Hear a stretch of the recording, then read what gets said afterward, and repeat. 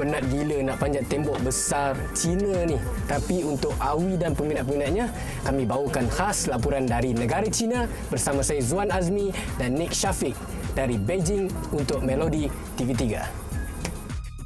Ekspedisi Satu Malaysia ke Beijing dan Mongolia ini dibawakan khas oleh Alif Event and Management bersama Awi dan peminat-peminatnya pada 9 Julai sehingga 14 Julai lalu. Pelbagai aktiviti menarik disediakan penganjur. Tak percaya?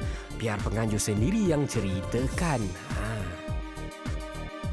Bagi pihak ahli event dan management amat gembira kerana dapat membawa Awi dan juga peminat-peminat ke Beijing dan Mongolia selama 5 hari 4 malam. Pelbagai aktiviti-aktiviti yang menarik yang kami telah sediakan, antaranya naik motor-motor besar di Beijing, melawat tempat-tempat sejarah di China dan Mongolia seperti Forbidden City dan Tembok Besar China, dan kami telah mengembara ke Mongolia dalam. Di sini bukan semua rakyat Malaysia dapat jejak kaki di Mongolia dalam. Tambah-tambah seperti Awi yang ada nama besar yang kita bawa kat sini bersama peminat-peminat dia. Budaya dia sangat berbeza dengan budaya kita lah. Kita boleh duduk rumah-rumah bentuk kubah. Bagi pihak Alif Event dan Management sendiri, ini adalah permulaan buat kami di mana kami akan membawa dan membuat berbagai lagi acara bersangkut paut dengan artis Malaysia dan industri hiburan tempatan di masa akan datang. Saya bersyukur dan terima kasih banyak kepada Alif Event sudi membawa saya bersama dengan rombongan-rombongan yang lain. Hari ini saya menjejakkan kaki saya di Great Wall of China dengan rasa bangga. Satu pengalaman yang tak boleh saya lupakan. Akhirnya di umur saya 43 tahun ni saya dapat menjejakkan kaki saya di sini. Lambat sangat. Mungkin Awi boleh komen tentang peminat-peminat yang sanggup habis duit, kumpul duit untuk datang bercuti bersama dengan Awi. Bersyukur juga, dan mungkin ada di antara mereka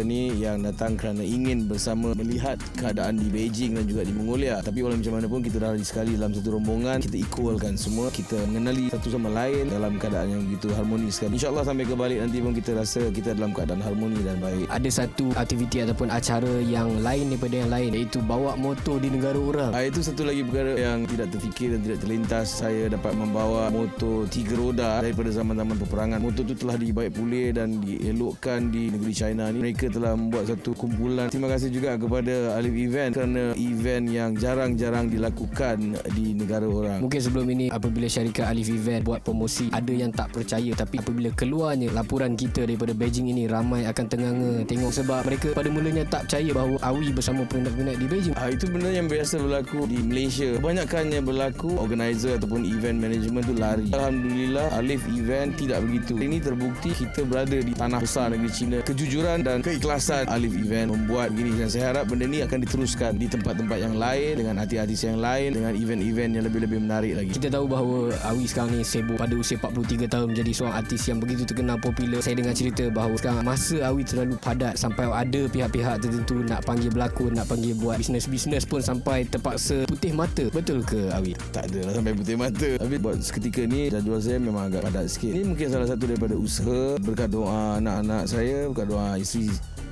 isteri saya, bukan isteri-isteri sesasul. Oops. Bukan doa kawan-kawan kan. Daripada hasil semua tu, jadilah saya hari ini di umur menjangkau ke 44, rezeki saya limpah ruah. Saya akan cuba pertahankan kebaikan ini untuk setakat mana yang saya mampu. Mungkin Awi ada sedikit kata-kata pujukan buat mereka-mereka yang nak panggil Awi tapi terpaksa berputih mata tu. Ada pujuk. InsyaAllah saya akan beri yang terbaik kepada production ataupun organizer-organizer yang ingin memanggil saya, tapi mana saya tidak dapat nak ikut, saya minta maaf. Yang akan datang insyaAllah panggil lah. Kalau ada masa saya akan pergi. Kami berjaya panjat Tembok Besar China.